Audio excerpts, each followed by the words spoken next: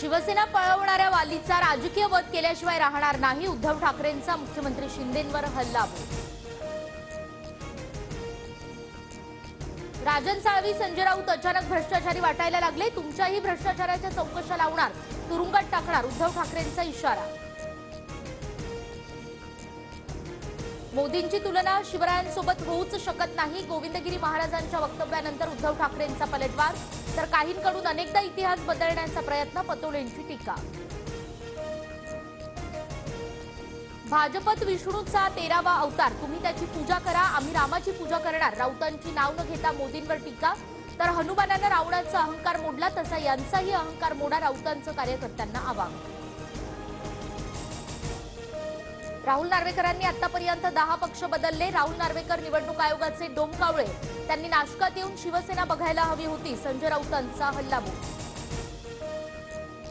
ठाकरे गटाच्या शिबिरात मराठा आणि धनगर आरक्षणासंदर्भात ठराव.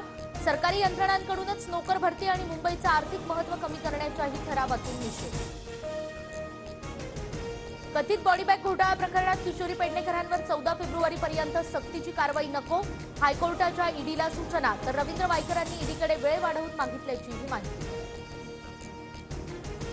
रोहित पवारांची उद्या ईडी चौकशी. शरद पवार गट जोरदार शक्ती प्रदर्शन करणार. बारामती अॅग्रोशी संबंधित कारखान्यांवर ईडीच्या छापेमारीनंतर रोहित पवारांना नोटीस. सुप्रिया सुळे रोहित पवार यांना ईडी कार्यालयापर्यंत सोडवायला जाणार. तर शरद पवार बाजूच्याच राष्ट्रवादी प्रदेश कार्यालयात उपस्थित राहणार.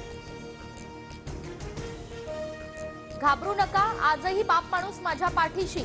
ईडी चौकशीपूर्वी रोहित पवारांची प्रतिक्रिया. जरांगेंच्या मोर्चामुळे पुण्यात कोंडीची शक्यता. तर मराठा समाजासाठी गोळ्या झेलायला तयार. तसा प्रयोग झाल्यास सरकारचा विषय कायमचा संपला, जरांगेंचा इशारा. जरांगेंच्या मोर्चासाठी पुणे शहरातील वाहतुकीत मोठे बदल. खराडी बायपासवरून नगरकडे जाणारी वाहतूक वळवली.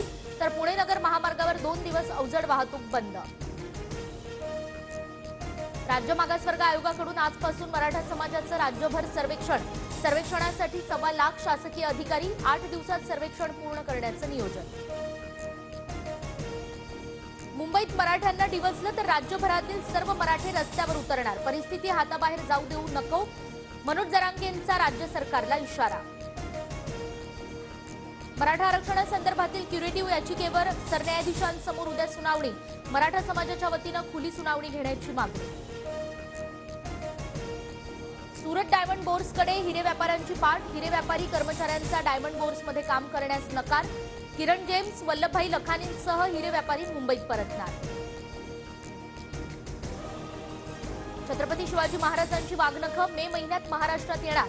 3 वर्षाच्या कारावारावर राज्यातील 5 ठिकाणी वाघनखं प्रदर्शनासाठी ठेवली जाणार. कोकण रेल्वेच्या वीर ते अंजनी स्थानकादरम्यान 2.5 तासांचा मेगा ब्लॉक. देखभाल दुरुस्तीच्या कामासाठी 3:30 वाजेपर्यंत ब्लॉक असणार. रत्नागिरी हापूस आंब्याची आवक कमी असल्यानं आंब्याच्या भावात तेजी. पुण्यामध्ये 1 हापूस आंबा 516 रुपयाला, तर 5 डझनच्या पेटीला 31,000चा उच्चांकी भाव. बिल्किस बानो प्रकरणात 11 दोषींचं गुजरातच्या पंचमहाल गोध्रा उपकारगृहात आत्मसमर्पण. सुप्रीम कोर्टाच्या आदेशानंतर दोषींकडून आत्मसमर्पण.